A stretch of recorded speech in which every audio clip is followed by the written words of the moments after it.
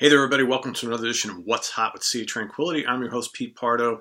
Today is Saturday, August the 11th. I am dedicating an entire episode to one single release today. You know, I do that occasionally when I really think that the release warrants just talking about that particular album and nothing else. Today's choice, I debated it for the last week or so because I have a couple other fairly heavy hitters that I also want to talk about. But I said, you know what? This one is so notable and so good, it deserves nothing but the attention of just this release itself. So that's what we're going to do today.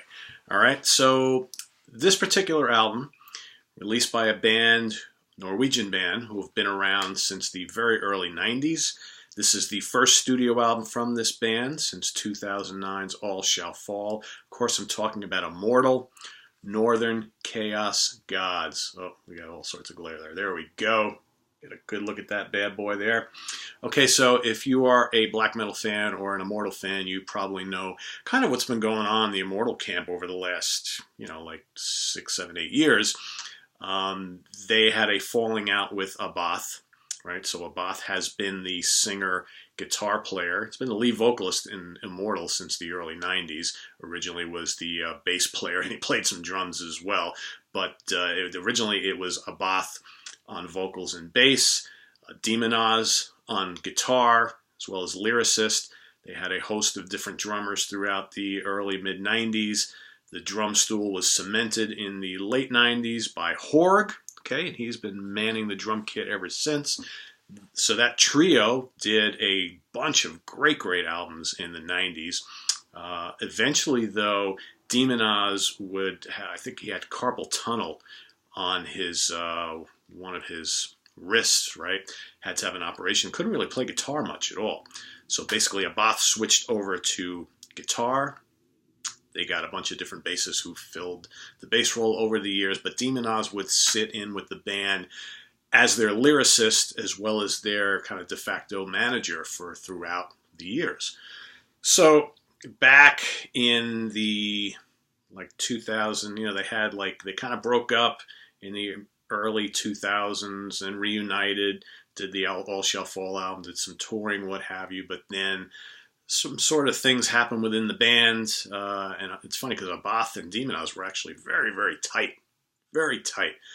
But there's all sorts of reports out there that, Abath is kind of like a very happy-go-lucky guy, likes to party, had a hard time concentrating on the music and the band, and wanted to do all sorts of other things, which became unreliable. You can go on YouTube, you can see all sorts of crazy drunken videos of him on stage and whatnot. So I'm not really sure what the entire story was behind the scenes, but what wound up happening is legal action kind of took place. And basically what happened is Demon Oz and Horg got rights to the Immortal name. Abath seemed more than happy about that. He went off and formed his own band, titled Abath, right? He's doing his own thing, released an album, quite good one is that. And the Immortal guys are left kind of figuring out what to do from there. Well, we heard about a year and a half, 2 years ago, that Demon Oz was actually going to step back into the guitar role within the band. I guess his hands are okay now, or his hand is okay now. But lo and behold, he was also going to take over the lead vocal slot. Kind of cool, which he actually did on a solo album he released back about 6 or 7, 8 years ago. And they've just decided to run with that. So we've got Demon Oz, guitars and vocals, Horg on drums. They bring in producer extraordinaire, also main man in 2 of his own bands, okay, which I'm sure you know, Peter Togtren, right? And Peter plays bass on the album and produces. And the album, like we showed you, is Northern Chaos Gods. So this hit back in, I believe, early July. Okay, so it's been out about a month, a little over a month. How is it, you might ask? Well, first thing you noticed is obviously the vocals are different. So for those of you who followed Immortal all throughout their career, you got kind of used to Abath's kind of froggy, toady croak, right? Kind of a trademark of the band. You hear those classic riffs and you hear that croak and you know it's Immortal. So that's gone. Demon Oz has more of like a traditional black metal vocal style, kind of high-pitched, kind of screechy, raspy type of thing, all right? Quite good, though, because it's very classic black metal style, fits right in here. Guitar work is off the charts on this album. If you recall those first bunch of Immortal albums, okay, right up to Blizzard Beast in 1997, which was the last Immortal album that Demon Oz played guitar on, you remember his really cold, chilling, icy riffing. Not overly technical, but in a ways kind of. A little different than Abbath's more kind of militaristic guitar style. They're both very different, both very, very good. So that's kind of what you get here. You got Horrigan drums pounding away, blasting away as always. One thing I want to mention, and this doesn't happen often, and when it does happen, I usually bring it up. It's not often that a new album, whether it's by a brand new band you never heard of before or a band you know and love and trust, where the first time you listen to that new album, and after that very first listen, you turn it off, and you've already got those riffs and some of the melodies, some of the instrumental passages playing in your head. You're already remembering them. They're already starting to cement in your brain. That's what I got the first time I listened to this. I mean, I literally got through. There's not a ton of songs on here, right? So you got Northern Chaos Gods, Into Battle Ride, Gates to Blast Shriek, or however they say that fable land they created, I can never pronounce it. Grim and Dark, Called to Ice, Where Mountains Rise, Blacker of Worlds, and Mighty Raven Dark. Okay? Every one of them, momentous, immense, chilling, brutal, melodic. But you remember all of them instantly after that first listen. Second and third listen, they become like old, comfortable best friends. That's what a good album is, folks. And that is a characteristic that has followed Immortal for most of their career. You look at some of their really great albums.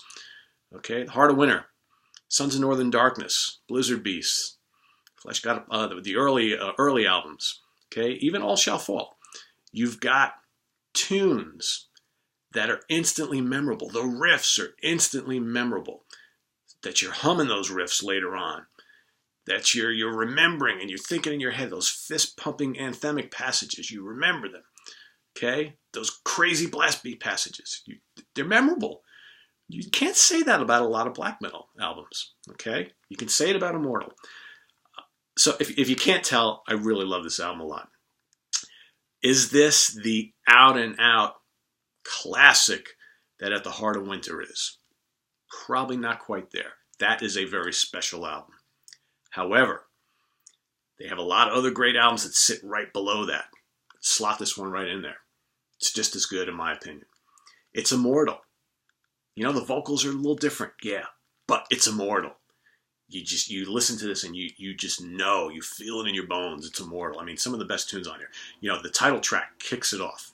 It's raging. Blast beats are flying. The Demon Oz's riffs are just raging all over the place. Tremolo picked icy cold frostbitten riffs. You know, you got a tune like Mighty Raven Dark is the closer. It's awesome. It's like 9+ minutes long. You just get this feel of being by yourself in Norway, okay, on the frostbitten, frozen mountain peaks of Norway, looking over the desolate forest with no leaves on the trees, the wind howling, the trees moving, okay? You almost feel like you're a raven or a hawk flying over this whole scene here, okay? And you're seeing the atmospheric wasteland of like a winter scene in Norway, and then those icy guitar riffs come crashing in. Great tune. Where Mountains Rise is I'm not going to say typical because it's not typical at all, but it is just a amazing black metal anthem that you'll be singing right along with the band. It's also another thing I like about this album and Demon Oz's vocals. To an extent, also Abbath's vocals in past albums. You can understand almost everything he's saying, okay, but it's still evil, blood-curdling, black metal screams and rasps. That's a job well done right there. What else? Grim and Dark is fucking heavy. So heavy and brutal. Into Battle Ride, another one. Another great, memorable black metal anthem. I just can't get over how good this album is. Again, I've listened to this over and over and over and over and over again in like the week and a half that I've had it. And I can't get enough of it. So, probably going to be my black metal album of the year.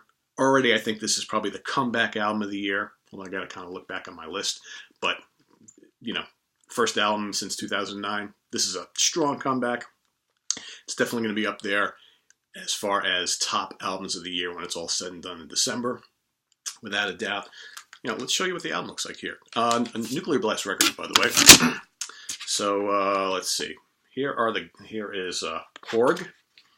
Okay, you know that mug anywhere, right? And let's get you to a shot of Demon Oz. There he is, right there. How 1993 or 4 do these pictures look, guys, right? Very cool. You got all the lyrics in here, so you'll want to follow along and read all about, ancient Norway and all that kind of stuff. It's very, very cool. These guys don't do the normal satanic lyric thing like a lot of black metal bands do, which is kind of refreshing. I kind of like that.